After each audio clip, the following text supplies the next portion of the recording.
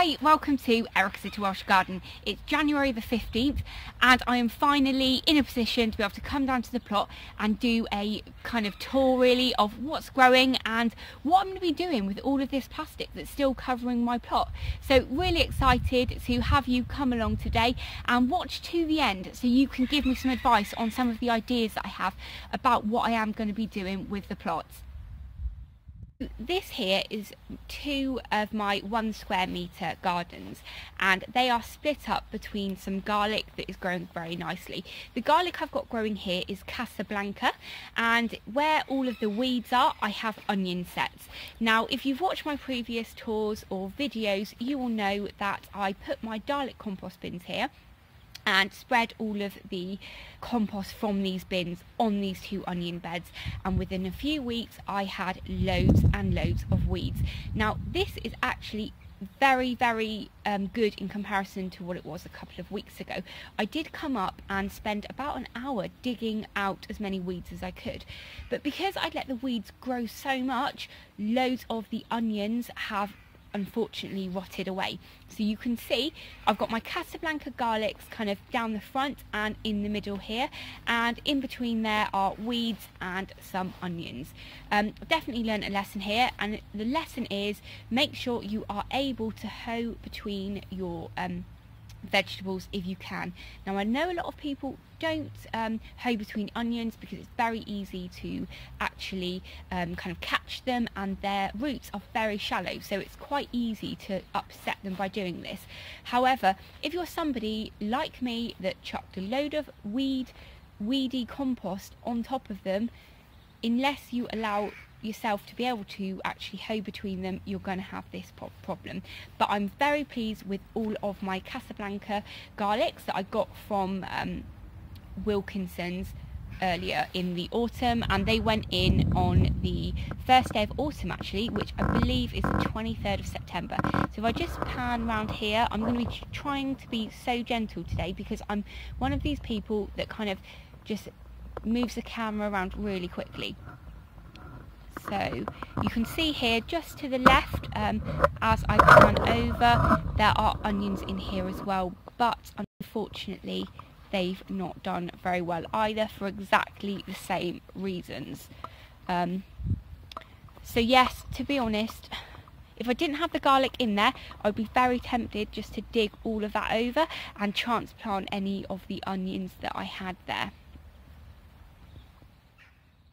Just over from that very weedy patch is another very weedy patch. Just at the back where that plank of wood is 2 gooseberry plants that I put in from home that I had layered off a gooseberry plant that I found in the garden. They're just in there for now so that they can kind of put some roots down and establish over kind of the early springtime. And in front of that are about 12 Morado garlic bulbs, all growing very nicely. Now these bulbs were they were purchased from Tesco from just the normal cloves in the kind of vegetable area, and they're called Morado and they are from Spain. Now they took a little bit longer than all of my other garlics to come up, but they're growing pretty well, so I'm very pleased with those because I'm hoping that they will tide us over when we are trying to get our stocks of garlic up in over the next year, because I want to be self-sufficient in garlic. So they will hopefully really help us, but apparently they're not as flavoursome as the other ones that I'm growing. And just in front of those I've got some onions there as well, but they are again very weedy, but these are the 3 kind of weediest parts of my allotment, so it does get better than this. So this bed has been much easier for me to keep weed free because there was less of that contaminated compost on this area, but also I planted everything in enough distance that I could easily hoe between it. So here I've got the remainder of the Casablanca garlic cloves that I put in, and here I've got some Germor shallots which are doing very well, but as you can see it does need a little bit of a weed, but not anything like it does over there. So, as you can see, it is starting to look a lot more weed-free here. So I probably should start the tour in this area to make me look a little bit better. But here I've got Germador garlic growing, and they all came up, and I'm really pleased with those. Apparently they're really tasty. Again, I can hoe between those if I want to, and there are some little weeds that are coming up, so I really need to keep on top of that. So I was trying to film this without chopping my head off, but I have realised that my head is chopped off, so never mind. Here is my Timperley rhubarb, which is here and here. That was growing quite well actually, and you saw some nice green shoots on it, like I've got here, but the frost got to it, so hopefully you know, it will carry on getting stronger and stronger. I've got a lupin here that I grew from seed last year, which is actually looking okay, and I've got the elephant garlic, which is coming up here. I think I put in 12 cloves of the elephant garlic, and the other day I counted and I have 11 that have come up, so definitely this is the year of the garlic. But like I said in my goals for 2019 video, I wanted to become self-sufficient in garlic, and I'm pretty sure I am going to get there this year. And also in here and in this container here are some leeks. Now, my friends on the plot next to me that used to belong to Bretman Wildlife, they let a load of their leeks go to seed, and when they dug those up, they had bulbils around the base, and these are some bulbils that she collected from the base of those leeks. So it's quite exciting to see how they will do, and it seems like a pretty easy way to propagate leeks, if I'm not mistaken. By the way, I think it is pretty windy, so I'm hoping that the camera's not shaking too much and the wind noise isn't too great. And I'm just going to take you on to the last little bit of growing space that I've got going on at the moment, and then I want to tell you about my ideas, and I hope you think my ideas are good. So here is my very last kind of area of the allotment that I've got uncovered, and I've just got some Morados in here. They were the supermarket ones, and I did put a couple of onions in, but you know, to be honest, they've not done very well actually. But I'll just keep this uncovered now until these are ready to lift. I've got a couple of strawberries here as well, so I do plan on getting a strawberry bed installed somewhere at the plot. But that's pretty much what is growing at the moment, and I am just going to give you a few ideas that I have for what I'm actually going to do with the plot. So this is my plot area in full. It's just, it's not quite square, but it almost is. It's 7 metres by 6 metres, so very, very small in comparison to lots of yours. Now you're probably wondering why I've only kind of got this much of the allotment out really from under the plastic, but the reason being is I only got this allotment back in September, and I really wanted to get lots of things growing if I could, but it was at the time covered in plastic, and what I found under that plastic was pretty amazing. So I did do a video on that, and if you want to see that video, I'll put it in the cards above.